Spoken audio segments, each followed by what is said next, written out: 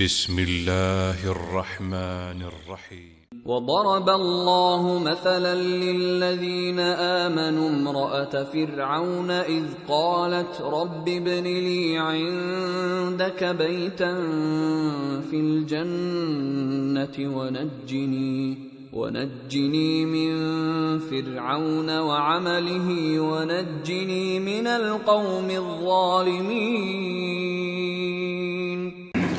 من يهده الله فلا مضل له ومن يضلل فلا هادي له واشهد ان لا اله الا الله واشهد ان محمدا عبده ورسوله. يا ايها الذين امنوا اتقوا الله حق تقاته ولا تموتن الا وانتم مسلمون. يا ايها الناس اتقوا ربكم الذي خلقكم من نفس واحده وخلق منها زوجها وبث منهما رجالا كثيرا ونساء واتقوا الله الذي تساءلون به والارحام ان الله كان عليكم رقيبا. يا ايها الذين امنوا اتقوا الله وقولوا قولا سديدا يصلح لكم اعمالكم ويغفر لكم ذنوبكم ومن يطع الله ورسوله فقد فاز فوزا عظيما. أما بعد فإن خير الحديث كتاب الله وخير الهدي هدي محمد صلى الله عليه وسلم وشر الأمور محدثاتها وكل محدثة بدعة وكل بدعة ضلالة وكل ضلالة في النار. أعوذ بالله من الشيطان الرجيم. بسم الله الرحمن الرحيم. ضرب الله مثلا للذين كفروا امرأة نوح وامرأة لوط كانتا تحت عبدين من عبادنا صالحين فخانتاهما فلم يغنيا عنهما من الله شيئا وقيل ادخلا النار مع الداخلين. وضرب الله مثلا للذين آمنوا امرأة فرعون إذا قالت رب ابن لي عندك بيتا في الجنة ونجني من فرعون وعمله ونجني من القوم الظالمين. ومريم ابنة عمران التي أحصنت فرجها فنفخنا فيه من روحنا وصدقت بكلمات ربها وكتبه وکانت من القانتین.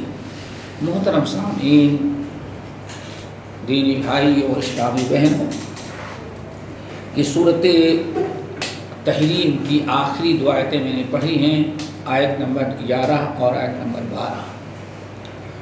ان دونوں آیتوں میں اللہ رب العالمین نے 4 عورتوں کے قصے بیان کیے ہیں اور دنیا کے ہر مسلمان کو اور ہر کافر اور مشرک ہر ایک کو ان چاروں سے عبرت اور نصیحت حاصل کرنے کی ہمیں تلقین کی ہے.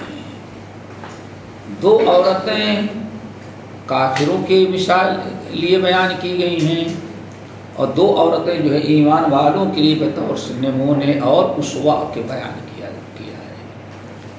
2 عورتیں جو کافروں کی عبرت و نصیحت کے لیے بیان کی گئی ہیں وہ حضرت نوح اور حضرت لوط علیہم السلام کی بیویاں ہیں.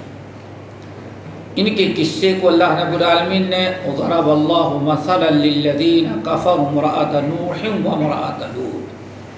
اے لوگو، اللہ تعالیٰ نے عبرت و نصیحت کے لیے مثال کے طور پر پیش کیا ہے کافروں کے خاطر نوح اور لوط علیہم السلام کی بیویوں کے. ان دونوں بیویوں کو معاملہ کیا ہے؟ کانتا تحت من عبدین صالحین. یہ دونوں جو تھیں من عبدین من عبادنا صالحین، یہ دونوں بھی عورتیں جو تھیں ہمارے 2 نیک صالح بندوں کی زوجیت، دونوں نے بڑی خوش نصیب ہم نے ان کو بنایا تھا. ایک حضرت نوح کی بیوی تھی اور دوسری حضرت لوط. انبیاء اور پیغمبر کی بیویاں ہیں. لیکن اللہ نے فرمایا فخانتاہما،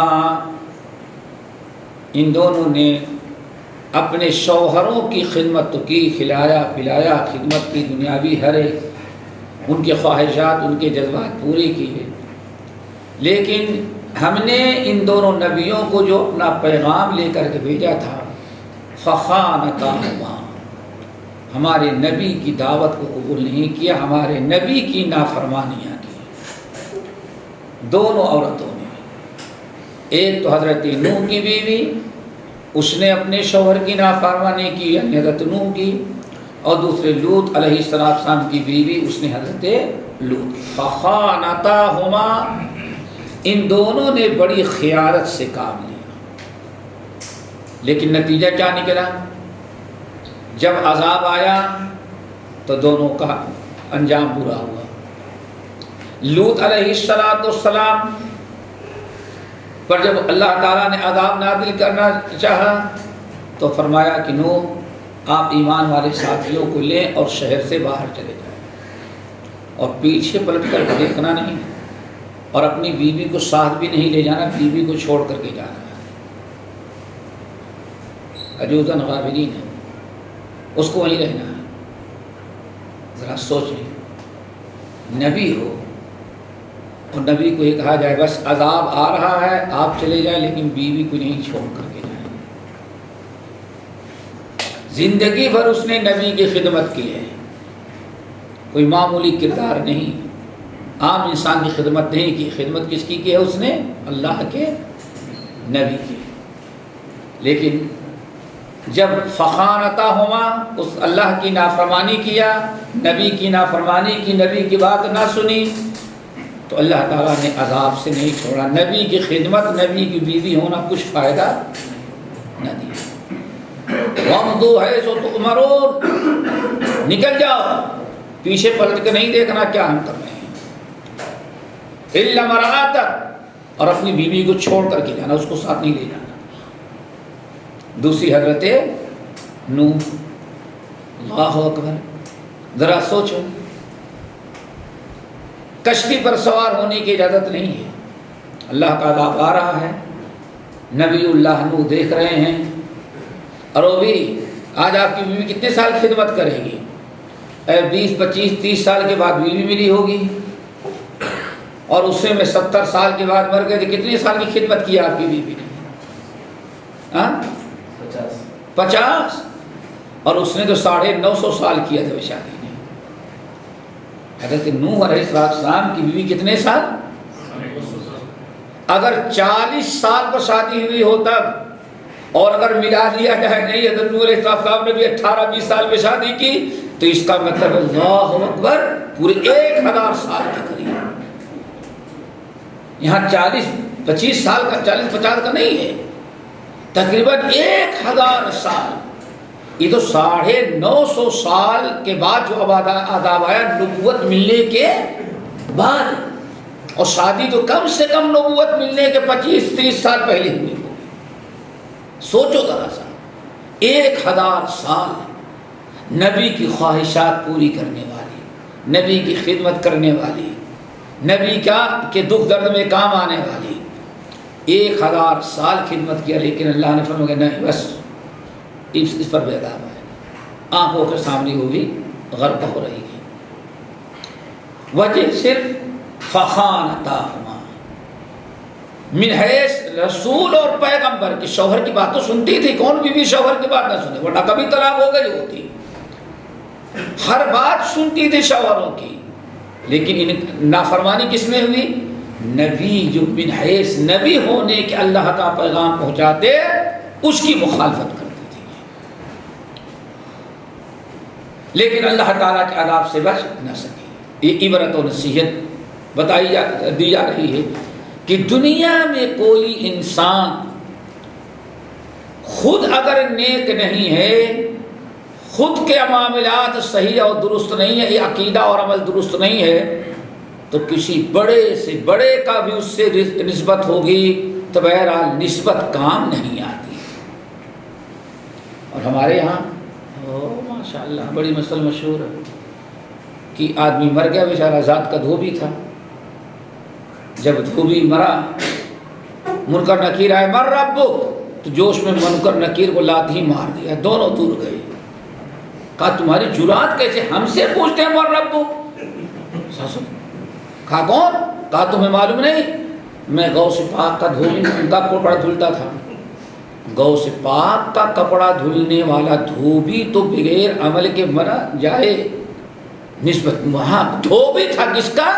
غوث کا۔ اس کی اتنی جرات فرشتوں میں جو اللہ تمہارے ہیں، اور نبیوں کی بیویوں کو ذرا دیکھو دوستو، نبی کی بیوی ہے، وہاں صرف دھوبی کپڑا دھلتا تھا، اور یہ ان کے کپڑے بھی دھلتے تھے، برتن بھی دھلتے تھے، بستر بھی دھلتے تھے، گھر بھی صاف کرتا تھا، ساری چیزیں یہ کرتے ہیں۔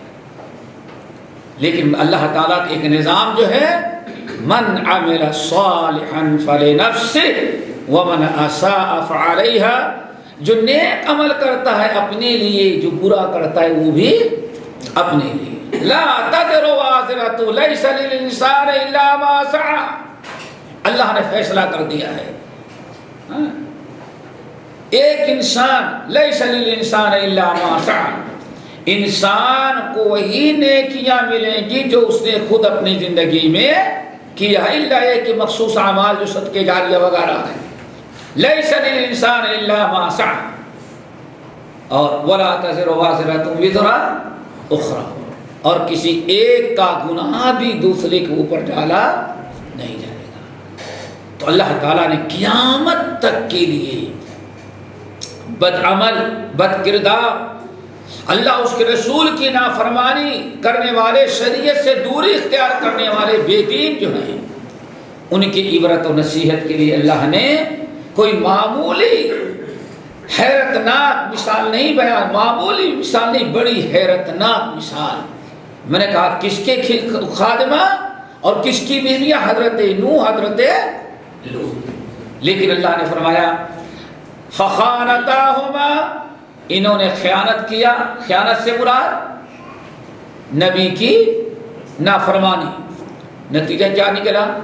عذاب میں گرفتار ہوئے۔ فلم یغنیا عنہما من اللہ شیئا، اللہ اکبر، وہ بھی ذرا فلم یغنیا، الفاظ بدل، فلم یغنیا عنہما من اللہ شیئا، نوح اور لوط یہ بھی اپنی بیویوں کو کچھ فائدہ نہ پہنچا سکے۔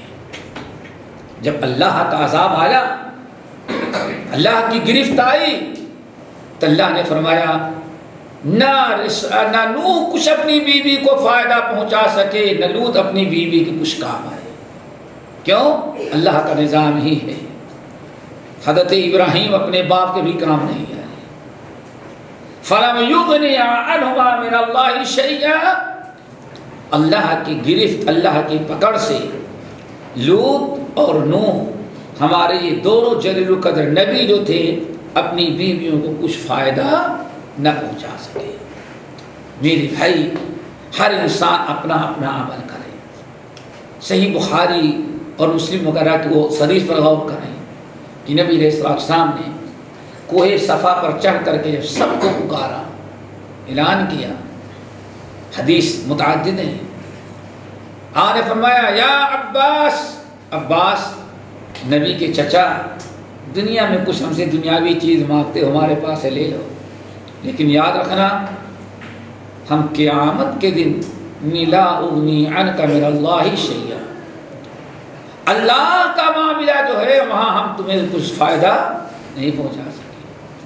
اپنی پھوپھی کو پکارا، رشتہ داروں کو، آخر میں اپنے لخت جگر فاطمہ کو پکارا، فاطمہ سلی ان شئتی ما شئتی، جو چاہو ہم سے مانگ لو، بھی دنیا میں ہمارے دنیاوی چیزوں میں سے، فإنی لا اغنی عنک من اللہ شیئا، لیکن نیکیاں اعملی، اعملی، عمل کرو، خود عمل کرو، ہم تمہیں آخرت میں کچھ کام نہیں آئیں گے۔ یہ تو کافروں کے لیے، بد دین، بد عمل، بد کردار، بد عمل لوگوں کے لیے، اور ایمان والوں کے لیے وَضَرَبَ اللَّهُ مَثَلًا للذین آمنوا امرأۃ فرعون اذ قالت رب ابن لی عندک بیتا فی الجنہ ونجنی من القوم الظالمین ونجنی من فرعون وعملہ ونجنی من القوم الظالمین. اللہ رب العالمین نے فرمایا اور ہم نے مثال بیان کیا ہے ایمان والوں کے لیے ان دو عورتوں کی، حضرت آسیہ فرعون کی بیوی حضرت مریم. ہم نے ان کی مثال کا مطلب ان کے حالات سے عبرت و نصیحت حاصل کریں. پہلے تو آسیہ موسیٰ علیہ السلام پر ایمان لائیں، فرعون کی بیوی، ان کے حالات زندگی پر، ان کے استقامت، ان کی دینداری، ہمت پر اللہ تعالیٰ نے انہیں سب کچھ دیا. اور قیامت تک آنے والے جو کلمہ پڑھنے والے کلمہ گو ہیں ان کو بتایا کہ تم بھی اپنے اندر وہ خوبیاں پیدا کرو جو آسیہ نے اپنے اندر پیدا کی. اور جب یہ ایمان لائی، عمل صالح کی، تو دنیا میں سب سے بڑے کافر ہونے کی بیوی ہونے کے باوجود اللہ تعالیٰ نے ان کو جہنم سے بچا دیا. شوہر کا کفر ان کو کچھ فائدہ نہ دیا. حضرت آسیہ کے کیا کردار تھے اس پر ذرا غور کیا جائے. سب سے پہلی چیز تو یہ کہ آپ حضرات جانتے ہیں سورہ قصص کے اندر بڑی تفصیل کے ساتھ واقعہ مشہور ہے کہ فرعون کے دربار میں جب موسیٰ علیہ السلام کو دریا سے اٹھا کر کے لایا گیا، فرعون کے دربار میں جیسے رکھا گیا، صندوق کھولی گئی تو فرعون اور اس کے آدمیوں نے پہچان لیا کہ مسلمانوں ہی کا بچہ ہے.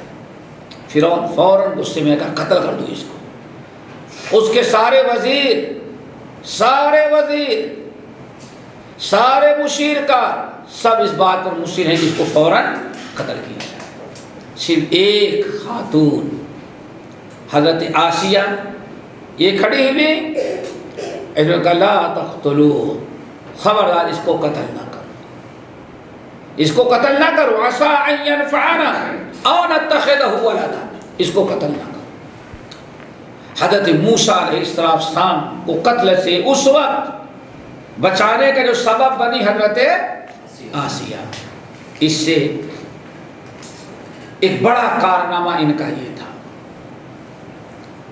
کہ حضرت موسیٰ علیہ السلام کو فرعون وغیرہ کا جو ارادہ قتل کرنے کا تھا اس سے بچایا اور زندہ رکھا اور اپنے گھر میں رکھا اور ایک عرصے تک پرورشیں کرتی رہی.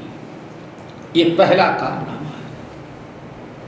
دوسرا بڑا عظیم ترین کارنامہ حضرت موسیٰ علیہ السلام نے جب اللہ نے نبی بنایا، ایمان کی دعوت دی، تو فرعون کی اتنے بڑے بادشاہ کی بیوی مہارانی ہونے کے باوجود انہوں نے اسلام قبول کیا اور موسیٰ علیہ السلام کی دعوت کو قبول کر لیا. قبول کرنا تو آسان تھا، آسان نہیں تھا، لیکن بہرحال آنے والے جو مراحل ہے اس سے بہت آسان تھا. ایمان تو لا لیا. یہ بڑی عبرت اور نصیحت کی چیز.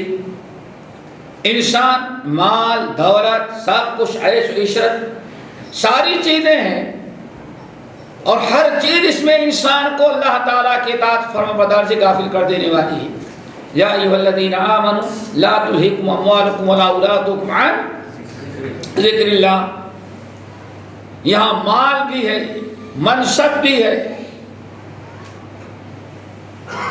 اونچا بڑا پن بھی ہے، لیکن اس کے باوجود شرافت کا عالم یہ تھا کہ اسلام کی دعوت ملی، کسی بھی چیز کی پرواہ نہ کیا، اللہ تعالیٰ کے نبی کی دعوت کو قبول کیا، ایمان لے آئے.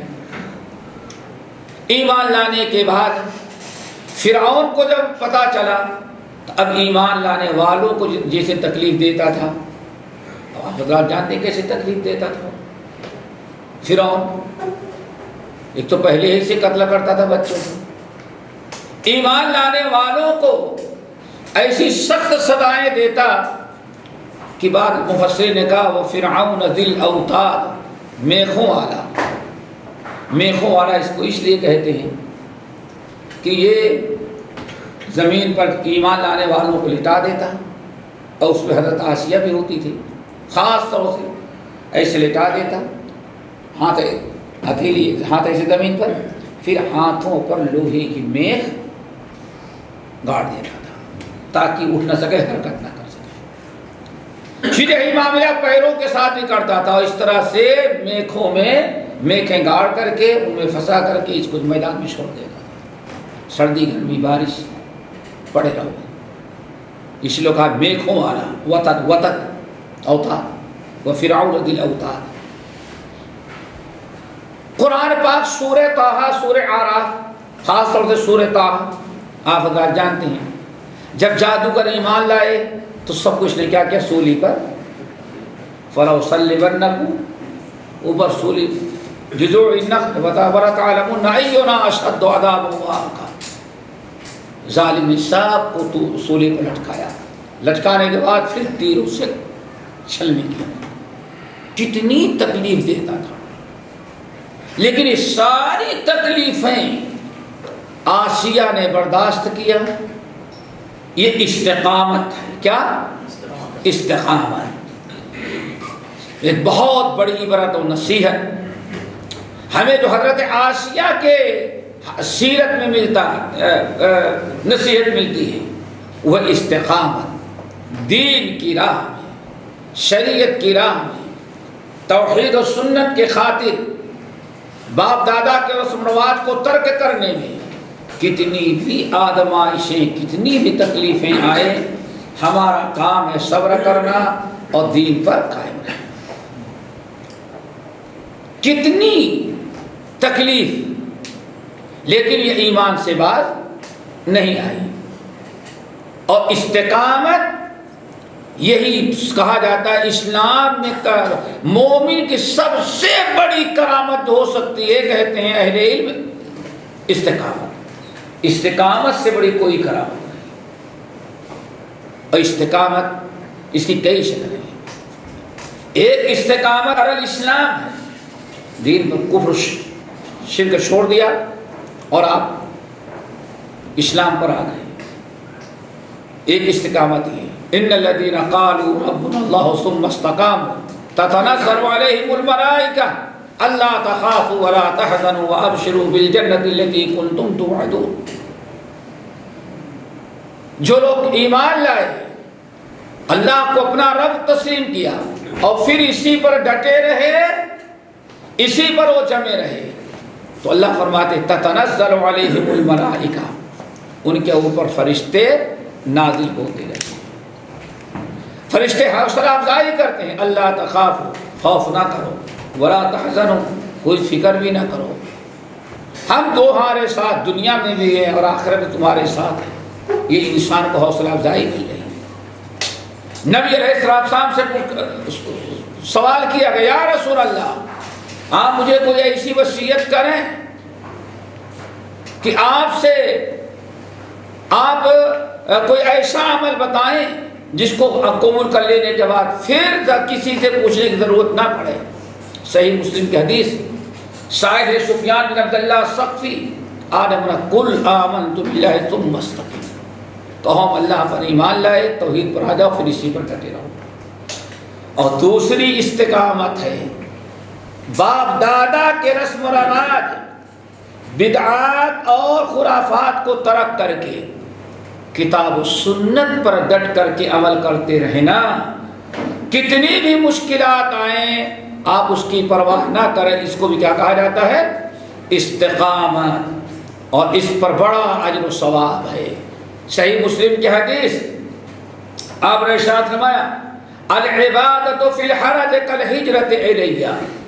اے لوگوں، فتنے فساد کفر و شرک کا جب عروج ہو، اس زمانے میں ہمارے الہی شریعت پر قائم رہنا اتنا ہی بڑا استقامت کا جو ثواب ہوگا کل ہجرت الیہ، جتنا آج دنیا میں کہیں بھی مسلمان ہوتا ہے اپنے بال بچے اہل ویال جائیداد پراپرٹی سب کو چھوڑ کر کے ہمارے پاس مدینہ چلا آتا ہے ہجرت کر کے، اس کی ہجرت کا جو ثواب ہے وہی اس زمانے میں دین پر قائم رہنے کا اجر و ثواب ہوگا۔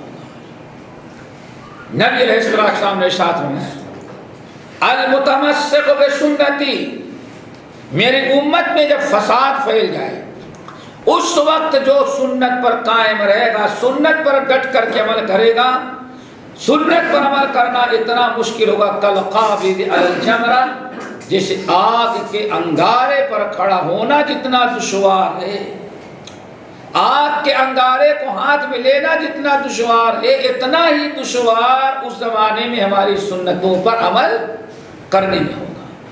لیکن استقامت اور جتنی پریشانیاں ہوں گی اس استقامت کی راہ میں، اتنا ہی زیادہ اللہ تعالی ہم کو اجر و ثواب بھی دیتا ہے۔ اسی لیے نبی علیہ السلام نے ارشاد فرمایا میرے امت کے آخری دور میں کچھ لوگ ایسے بھی ہوں گے کہ جن کو اللہ تعالی ہمارے السابقون الاولون کے برابر اجر و ثواب دے گا، صرف اس بنا پر کیوں عمل کرنا کتاب و سنت پر ویسے ہی مشکل ہوگا جیسے اس زمانے میں مشکل ہو رہا تھا۔ تو استقامت، یہ ہمیں سبق کہاں سے ملتا ہے؟ فرعون کی بیوی آسیہ سے۔ فرعون ان کو جتنا ایذا پہنچانا چاہے، جتنا ستانا چاہا، جتنی تکلیف دینی چاہے دیا، لیکن ایمان سے باز نہ لا سکا۔ کیا پتا چلا کہ انسان کے دل میں اسلام اگر ہے تو دنیا کی ذرا سوچو، ان کو تو مہارانی تھی، بادشاہت بھی چھوٹ رہی ہے، اس کے باوجود بھی دین چھوڑنے کے لیے تیار نہیں۔ رب ابن لی عندک بیتا فی الجنہ، اللہ فرعون نے تو بڑا تنگ کر رکھا ہے اور اس کے ساتھیوں نے بڑا ظلم کر رکھا ہے، دعا مانگی اللہ جنت میں اپنے قریب ہی ہمیں کوئی جگہ دے دے، ونجنی، فرعون اور اس کے ظالم قوم کے ظلم سے ہمیں نجات دے۔ اللہ تعالی نے نجات دیا اور اللہ رب العالمین نے اونچا مقام مرتبہ کر دیا۔ اور یہیں سے ایک چیز یہ بھی سمجھ میں آئی، جب پورے فرعون اور اس کی قوم کے لوگ مل کر کے ایک آسیہ کو ایمان سے نہیں پھیر سکتے اور ایک عورت ایمان اور توحید پا جانے کے بعد ایک بڑے ملک کی حکومت چھوڑنے کے لیے تیار ہے لیکن دین چھوڑنے کے لیے تیار نہیں، تو آج کیا تصور کر سکتے ہیں کہ ہندوؤں کے بنانے سے کوئی مسلمان ہندو ہو جائے گا؟ سوچنے کی چیز ہے۔ یا اتنے لوگ بیٹھے کبھی بتائے کہ ہاں کسی مسلمان کو ہندو ہوتے ہوئے دیکھا؟ سوچو ذرا سا، ایمان وہی ہے مسلمان ہو جانے کے بعد جس کے دل میں ایمان آ گیا۔ فرعون تکلیف دیتے دیتے تھک گیا، ظلم سے ایذا سے گھبرا کر کے دین نہیں چھوڑی، لالچ دلائی جا رہی ہے، مہارانی ہے، ملک ہے، ساری دنیا کی چیزیں ہیں، لیکن دنیا کی ہر چیز تو چھوڑ سکتی ہیں، جان بھی دے سکتی ہے آسیہ، لیکن ایمان اور توحید چھوڑنے کے لیے تیار نہیں۔ استقامت، یہ شہادت گہے الفت میں قدم رکھنا لوگ آسان سمجھتے ہیں مسلمان ہونا۔ ہزاروں سال نرگس اپنے بے نوری پر ہوتی ہے، بڑی مشکل سے ہوتا ہے چمن میں دید اور پیدا۔ اس استقامت کی ضرورت ہے دوستو، اللہ نے مثال بیان نہیں کیا۔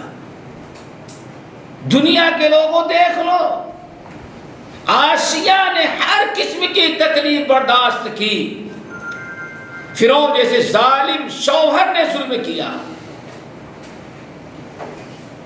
لالچ بادشاہت اور حکومت کی ہے، لیکن کوئی چیز آسیہ کو توحید سے پھیر نہ سکے۔ دعوت دعا کی، اللہ تعالیٰ نے ان کو دیا، اللہ اکبر۔ اسی طرح سے بہت ساری مثالیں ہیں۔ حضرت ذنیرہ رومیہ رضی اللہ تعالیٰ عنہ، یہ روم کی وادی تھی، کسی نے خریدا تھا اور مکے میں آ کر کے یہ آباد تھی۔ جو لونڈیاں جو بادیاں ایمان لائی ہیں ان میں ایک سر فہرست تھی اور سابقون الاولون میں سے ہیں۔ خود حضرت حسان بن ثابت رضی اللہ تعالیٰ عنہ کہتے ہیں میں حج کے لیے آیا تو دیکھا ہے کہ نبی پیدا ہو چکے ہیں، محمد صلی اللہ علیہ وسلم دعوت دے رہے ہیں اسلام کی طرف، اور جو بھی ایمان لاتا پورے مکے کے لوگ مل کر کے تکلیف دے رہے ہیں۔ کا راستہ پکڑ کے جا رہا تھا، دیکھا ایک عورت ہے، عمر فاروق ڈنڈا لے کر کے درہ لے کر کے کھڑے ہیں اور اس عورت کی پٹائی کر رہے ہیں۔ کیا بات ہے؟ یہ مسلمان ہو گئی۔ کہا میں نے اپنی آنکھوں سے دیکھا۔ ایک اور دوسرے دن میں نے دیکھا کہ ایک نوکرانی باندھی گوری خوبصورت، میں نے پوچھا کون ہے؟ کہہ گئی اس کا نام زنیرہ ہے اور یہ زنیرہ رومیہ ہے۔ عمر فاروق اس کو مار رہے ہیں، ابو جہل مار رہا ہے، بڑی تکلیف۔ السابقون الاولون میں سے 7 آدمی غلام تھے جن کو ابو بکر صدیق نے خرید کر کے ایمان لانے کے بعد ان کے آقا بہت تکلیف دیتے تھے تو صدیق اکبر نے آقا سے خرید کر کے ان کو آزاد کیا، جس میں بلال حبشی، اور انہی 7 میں سے زنیرہ رضی اللہ تعالی عنہ غلام باندھی ہیں۔ حسان بن ثابت کہتے ہیں میں نے دیکھا ہمارے آنکھوں کے سامنے مارا جا رہا ہے، پورے مکے میں کوئی ایک انسان آ کر کے نہیں کہہ سکتا اس کو تو مار رہے، بلکہ جو بھی آتا 2-4 کا ہاتھ وہ بھی رکھ لیا تھا۔ اتنا مار کھائیں، اتنا ان کو کافر مشرکوں نے مارا کہ آخرکار ان کی آنکھ کی بینائی ہی ختم ہو گئی۔ صدیق اکبر رضی اللہ تعالیٰ عنہ کو رحم آیا، آقا کے پاس گئے، خریدا، غلامی سے خرید لیا اور پھر لا کر کے انہوں نے آزاد کیا۔ کافروں نے اس قدر مارا کہ آنکھ کی بینائی ختم ہو گئی، تو اب مشرکوں نے کہنا شروع کیا اعمتها اللات والعزى بکفرها باللات والعزى۔ لوگوں یہ اندھی کیوں ہو گئی معلوم ہے؟ لات اور عزیٰ پر اس نے ایمان چھوڑ دیا، لات عزیٰ کا انکار کرتی ہے، اسی لیے لات عزیٰ نے اس کی آنکھیں چھین لی۔ اللہ اکبر، یہ بات تانا دے رہے ہیں۔ زنیرہ رضی اللہ تعالیٰ عنہ کو پتا چل گیا، کسی نے آ کر کے بتایا، کہا واللہ اللہ کی قسم کھا کے کہتی ہوں لات اور عزیٰ کسی مرد کی دوا نہیں ہے، یہ نہ کسی کو فائدہ پہنچائے ہیں اور نہ کسی کو نقصان پہنچا سکتے ہیں۔ کذبوا، وہ سارے لوگ جھوٹے ہیں۔ آخرکار اللہ تعالیٰ کے سامنے التجا کہ اللہ یہ کافر تو مجھے تانا دے رہے ہیں کہ ہماری بینائی بابا اللہ تعالیٰ نے چھین لیا۔ حدیثوں کے اندر آتا ہے کہ ہاتھ نیچے گرانے کے پہلے اللہ تعالیٰ نے پہلے سے بھی زیادہ زوردار بینائی ان کو لوٹا دی اور مرتے دم تک بینا تھی۔ حضرت مریم آسیہ کا جو کردار تھا، یہ کردار اس امت میں بھی اپنایا گیا اور آج بھی اس کی ضرورت ہے۔ وَضَرَبَ اللَّهُ مَثَلًا لِلَّذِينَ كَفَرُوا امْرَأَتَ نُوحٍ وَضَرَبَ اللَّهُ مَثَلًا لِلَّذِينَ آمَنُوا امْرَأَتَ فِرْعَوْنَ، فرعون کی بیوی آسیہ کی استقامت، دین پر ڈٹے رہنا، عقیدے توحید پہ ثابت قدمی، آنے والی ہر آزمائش ہر بلا کا انہیں نے خندہ پیشانی سے قبول کیا، لیکن ایمان متزلزل نہ ہوا، توحید اور عقیدے میں کوئی نرمی نہ آئی، کسی بھی صورت سے سمجھوتا کرنے کے لیے تیار نہیں، حکومت چھوڑ دیا لیکن توحید کو نہیں چھوڑا، ایمان کے ساتھ توحید کے ساتھ کوئی سودا بازی نہیں۔ یہ حضرت آسیہ۔ دوسری عورت جس کو اللہ تعالیٰ نے جس کے حالات، جس کو بطور مثال اور نمونہ کے ہمارے اسوہ اور قدوہ کے لیے، قیامت تک آنے والے لوگوں کے لیے جن کی مثال بیان کی، وہ مریم علیہ السلام، وہ مریم ابنت عمران التی احصنت فرجہا، ان کی بھی کئی خوبیاں بیان کی۔ پہلی خوبی احصنت فرجہا، دوسری خوبی وصدقت بکلمات ربها وکتبہ، اور نمبر 3 وکانت من القانتین۔ 3 عظیم ترین خوبیاں بیان کی۔ نمبر 1 وصدقت بکلمات ربها، احسنت فرجہا، ہمیشہ کیا کیا؟ اپنے شرمگاہ کی، اپنی عزت اور عفت کو باقی رکھا۔ اے عن الفواحش، ہر قسم کی بے حیائی برائی سے اپنے آپ کو پاک رکھے۔ احسنت پہلی خوبی ہے۔ والحافظین فروجہم والحافظات والذاکرین اللہ کثیرا والذاکرات اعد اللہ لہم مغفرۃ واجرا عظیما۔ ارے بہت بڑی نیکی ہے، اور یہی چیز ہے اللہ تعالیٰ نے قرآن سورہ نور میں آیت کو نازل کر کے جو قیامت تک آنے والے مومنوں کو حکم دیا، قل للمؤمنین یغضوا من ابصارہم ویحفظوا فروجہم، اے نبی مومنوں کو کہہ دے نگاہیں نیچے رکھیں اور اپنی شرمگاہوں کی حفاظت کریں۔ پھر وَقُلْ لِلْمُؤْمِنَاتِ يَغْضُضْنَ مِنْ أَبْصَارِهِنَّ وَيَحْفَظْنَ فُرُوجَهُنَّ، اے نبی ایمان والی عورتوں کو بھی کہہ دیں اپنی نگاہیں نیچے رکھیں، اپنی عزت اور عفت کی حفاظت کریں، کسی بھی غلط حرکت کی طرف قدم نہ اٹھائیں۔ اور یہی وہ بہترین عمل ہے کہ جس کے متعلق نبی علیہ الصلوۃ والسلام نے ارشاد فرمایا، من یضمن لی بست اضمن لہ بالجنہ، جو ہم سے 6 چیزوں کے پورا کرنے کا گارنٹی دے، ہم اس کو جنت میں داخل کرنے کی گارنٹی۔ یہ ہے جنتی۔ ان 6 چیزوں میں سے ایک چیز کیا ہے؟ وَحَفَظُوا فُرُوجَكُمْ، وَحَفَظُوا فُرُوجَكُمْ، اپنی شرمگاہوں کی جو حفاظت کرے۔ اللہ اکبر، اتنی بڑی چیز۔ ایک دوسری حدیث میں اللہ رسول نے ارشاد فرمایا، من یضمن لی ما بین لحیتیہ وبین فخذیہ، مجھ سے 2 چیزوں کی حفاظت کی گارنٹی جو دے، ایک ہے 2 جبڑوں کے درمیان زبان، اور دوسرے دونوں ٹانگوں کے درمیان کی عفت و پاک دامنی والی چیز۔ اللہ رسول نے فرمایا جو مجھے گارنٹی دے کہ ان دونوں چیزوں کی حفاظت کرے گا، اضمن لہ الجنہ، میں اسے جنت میں داخل کرنے کی گارنٹی دے گا۔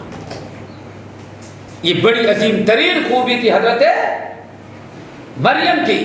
احسنت ومریم ابنت عمران التی احسنت فرجہا، ارے وہ مریم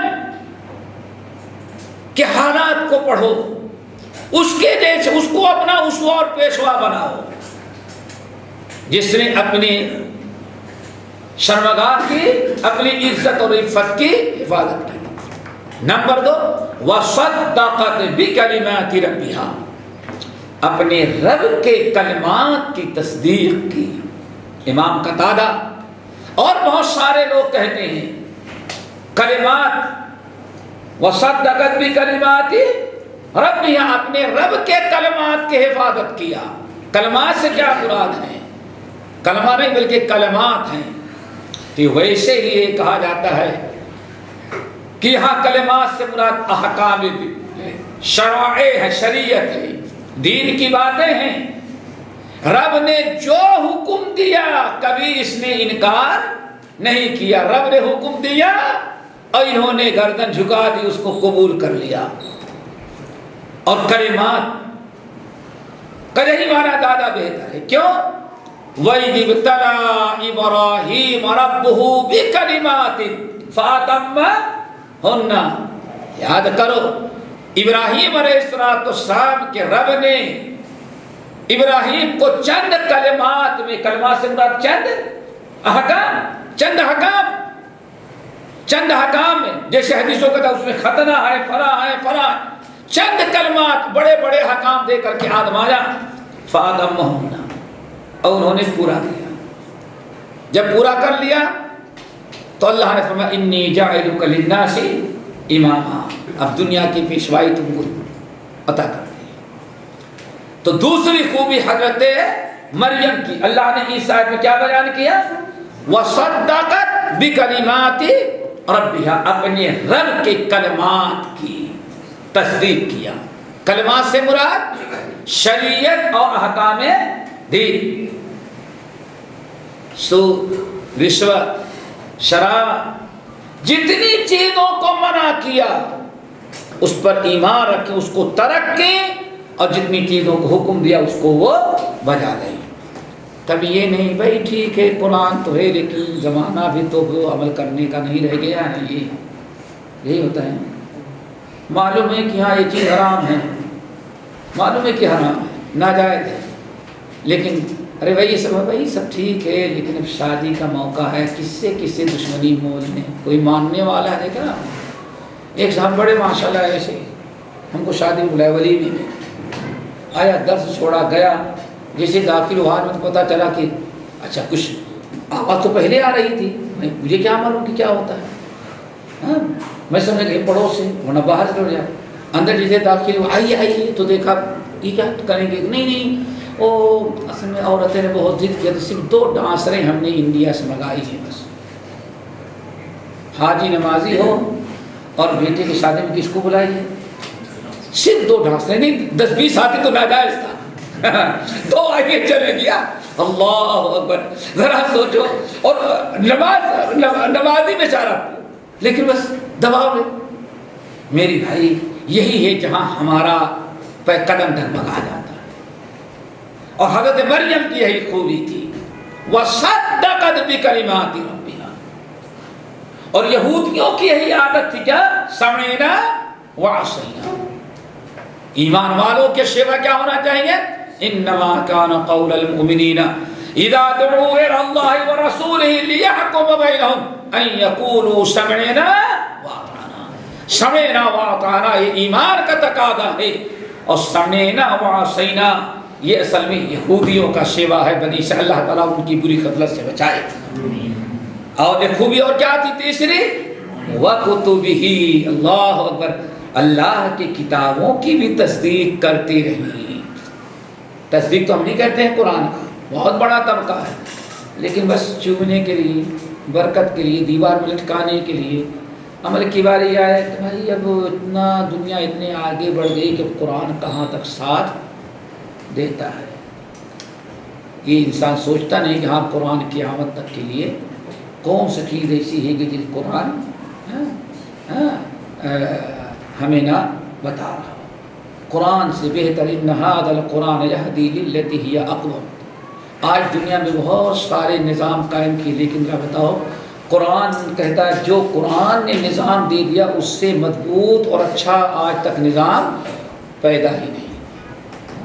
نکاح کا، طلاق کا، اس کا، اس کا، سب کچھ ہمارے پاس ہے، لیکن تصدیق ایمان تو ہے، وہاں اللہ کی کتاب ہے، عمل کی باری، تنفیذ کی باری آ جائے تو پھر وہاں آدمی پیچھے ہٹ جاتا ہے۔ چوتھی خوبی وَكَانَتْ مِنَ الْقَانِتِينَ، وَكَانَتْ مِنَ الْقَانِتِينَ، اور تھی یہ قانتین میں سے۔ قانت کس کو کہتے ہیں؟ یہ قرآن پاک میں کئی جگہ وَقُومُوا لِلَّهِ قانتین، ان المسلمین والمسلمات والمؤمنین والمؤمنات والقانتین والقانت ومن یقنت منکم، بہت سارے عام طور پر یہ قانت کے معنی آتے ہیں عبادت و اطاعت کے، عبادت و اطاعت کی، اسی لیے قانتین کا ترجمہ اے المطیعین، یعنی یہ اطاعت کرنے والے لوگوں میں سے تھی۔ کیا مطلب؟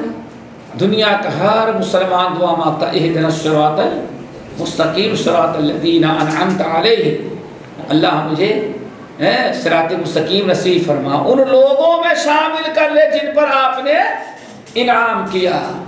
تو ایسے خوش نصیب لوگوں میں سے تھی جو اطاعت گزار، فرما بردار، اللہ اس کے رسول کے باتوں پر عمل کرنے والے لوگ ہوتے ہیں، یہ ان میں سے تھی۔